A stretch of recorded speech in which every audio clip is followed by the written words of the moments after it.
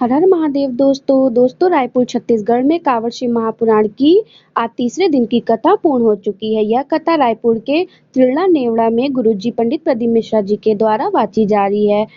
ये कथा 1 अगस्त से 7 अगस्त तक चलने वाली है, जिसका आनंद आप आस्था टीवी और यूट्यूब के माध्यम से प्राप्त कर सकते हैं दोपहर के 2 बजे से 5 बजे तक। आज की कथा में गुरुजी ने आपको अपने जीवन से विभिन्न प्रकार की समस्याओं से मुक्ति प्राप्त करने के लिए 9 महादेव के नाम वाले 9 उपाय बताए हैं, जिसमें महादेव के अलग-अलग नाम लेने से आपको अलग-अलग फल की प्राप्ति होती है। इसकी भी जानकारी आपको इसी वीडियो के माध्यम से प्राप्त होने वाली है। साथ ही कल है 4 अगस्त, सावन अधिक मास का शुक्रवार का दिन है। इस दिन आपको क्या दान में देना है, क्या खास दान करना है, उसकी भी जानकारी इसी वीडियो में हम आपको बताने वाले हैं। आज की कथा में गुरुजी ने जो भी उपाय पत्रों की जानकारी दी है, सभी की जानकारी इसी वीडियो के माध्यम से प्राप्त होने वाली है। किसी कारणवश यदि आज की वीडियो आप नहीं देख पाए तो पूरी कथा का रास्ता तो इस छोटी सी वीडियो से प्राप्त कर सकते हैं। तो बढ़ते हैं आज की कथा की ओर। 2 तरह के लोग होते हैं जो भगवान के लिए सब कुछ छोड़ देते हैं, मतलब घर छोड़ देते हैं, परिवार छोड़ देते हैं, जंगल में जाकर बैठ गए,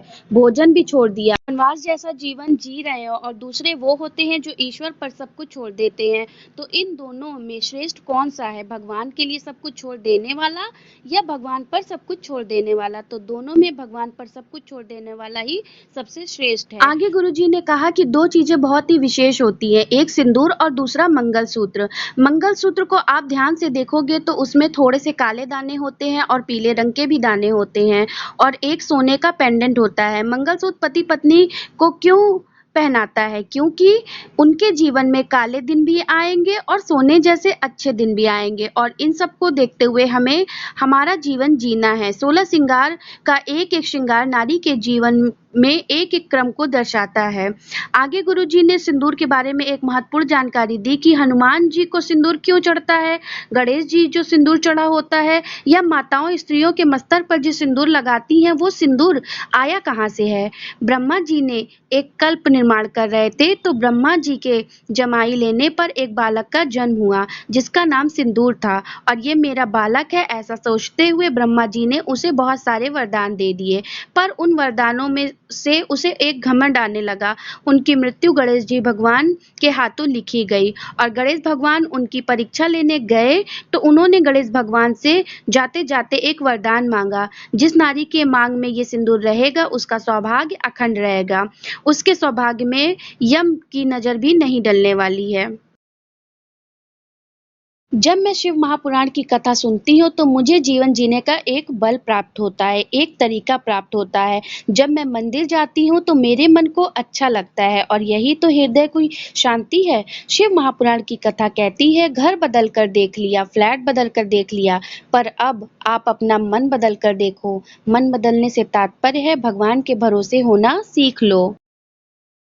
गुरुजी ने कहा किसी साइंस वाले से बात करना, किसी डॉक्टर से बात करना, या फिर रिसर्च करने वाले से पूछना तो आपको पता चलेगा कि बेटे को जन्म देने वाली माँ की 5 वर्ष उम्र कम हो जाती है और बेटी को जन्म देने वाली माँ की उम्र 2 वर्ष बढ़ जाती है। बहुत किस्मत वाले होते हैं वो लोग जिनके घर में बेटियों ने जन्म लिया है। गुरुजी ने आगे बताया, गाय को रोटी देने से क्या होता है? गाय को इसलिए रोटी नहीं दी जाती क्योंकि गाय हमें दूध देती है, बल्कि गाय को रोटी देने से हमारा घर भी शुद्ध होता है, हमारे धन की शुद्धता होती है और हमारा जीवन सार्थक हो जाता है। तो दोस्तों कल है 4 अगस्त, यानी कल सावन अधिक मास को किया जाने वाला विशेष दान है। कल के दिन आपको कुमकुम या गुलाल का दान करना है। आप कुमकुम या गुलाल की डिब्बी ब्राह्मण को या किसी सौभाग्यवती नारी को दे सकते हैं। यदि घर में धन संपदा की कमी है, घर संपदा नहीं आ रही है, तो आपको 2 कलश से जल चढ़ाना ही है। साथ ही एक विशेष क्रम में चढ़ाना है और एक विशेष चीज का प्रयोग भी करना है। आपको उस जल में एक कमल गट्टा डालकर, या आप चाहो तो दोनों कलश में एक एक कमल गट्टा डालकर चढ़ाना है। आपको दोनों हाथों से वो जल श्री शिवाय मंत्र का जाप करते हुए पूरा पूरा जल अर्पित कर देना है, पर जल एक विशेष क्रम में ही अर्पित करना है। सबसे पहले आपको जल गणेश जी के ऊपर, फिर कार्तिकेय जी के स्थान पर, फिर बीच वाली जगह पर माता अशोक सुंदरी के स्थान पर, फिर गोल कटी भाग के स्थान पर और अंत में शिवलिंग के ऊपर पूरा जल अर्पित कर देना है। साथ ही जलाधारी से आ रहे जल को दोनों कलश में थोड़ा थोड़ा जल डाल लेना है। जब घर जाएं तो उस जल से घर का सिंचन कर दीजिए। शुक्रवार का दिन है, ये दिन माता लक्ष्मी को समर्पित होता है। साथ ही कमलगट्टा माता लक्ष्मी को अति प्रिय है। कमलगट्टे वाला जल धन संपदा में वृद्धि के लिए होता है और व्यापार में उन्नति भी करवाता है। तो कल शुक्रवार के दिन ये उपाय जरूर करिए। तो दोस्तों, अब जानते हैं 9 महादेव के बारे में, जिनका नाम कथा के बीच बीच में गुरुजी लेते रहते हैं और उनके नाम के साथ क्या उपाय करना है उसकी भी जानकारी बताते हैं। तो ध्यान से सुनिए। गुरुजी जब कथा बताते तो हर एक महादेव का नाम बताते हैं और हर एक महादेव के नाम से अलग अलग उपाय बताते हैं। किस समय किस महादेव का नाम से जल चढ़ाना है और कौन से महादेव का नाम लेने से हमें क्या प्राप्त होता है, उसकी भी जानकारी आपको मिलने वाली है। धन संपदा के लिए कौन से महादेव का नाम लिया जाता है, घर में क्लेश के लिए या झगड़ा हो रहा है तब कौन से महादेव का नाम लेना है, जब त्वचा रोग हो जाता है या गठिया रोग या बड़ी बीमारी हो जाती है तो कौन से महादेव का नाम लेना चाहिए। तो आज की कथा में गुरुजी ने बहुत अच्छे से बताया है, तो ध्यान से सुनिएगा। जब आपकी बहुत लंबे समय से कोई बीमारी चल रही हो तो 1 कलश जल ले लीजिए। यदि सावन का महीना चल रहा है तो आप 2 कलश जल ले सकते हैं और 2 कलश जल आपको शंकर भगवान की शिवलिंग पर अर्पित करते हुए श्री शिवाय नमस्तुभ्यम का स्मरण करते हुए अर्पित करना है। जलाधारी से आ रहे जल को कुंदकेश्वर महादेव का नाम लेकर आपको 3 बार आचमन करना है। कुंदकेश्वर महादेव रोग मुक्ति प्रदान करते हैं। साथ ही जो आपकी दवाइयाँ चल रही हैं वो दवाइयाँ भी आपको कुंदकेश्वर महादेव का नाम लेकर ही खाना है। दूसरा है अवधूतेश्वर महादेव। जब परिवार में कलेश होता है, परिवार में झगड़े होते हैं, अशांति होती है, तब इसकी शांति के लिए 1 कलश श्री शिवाय नमस्तुभ्यम मंत्र से चढ़ाया जाता है और जलाधारी से आ रहे जल को अवधूतेश्वर महादेव का नाम लेते हुए झेला जाता है और इसे घर में सिंचन किया जाता है। अवधूतेश्वर महादेव क्रोध में शांति प्रदान करते हैं, परिवार में शांति प्रदान करते हैं। साथ ही जो बच्चे चिड़चिड़े स्वभाव के होते हैं या उनका स्वभाव तेज होता है तो उनके लिए भी अवधूतेश्वर महादेव के नाम से जल को अर्पित किया जाता है। तीसरा है शूलटंकेश्वर महादेव। जब शरीर में कहीं त्वचा संबंधी रोग हो गया है तब शूलटंकेश्वर महादेव के नाम से 1 लोटा जल चढ़ाया जाता है और उस जल का आचमन शूलटंकेश्वर महादेव के नाम से किया जाता है। साथ ही जहाँ पर त्वचा के रोग हैं उस जगह पर आपको वो जल लगाना है।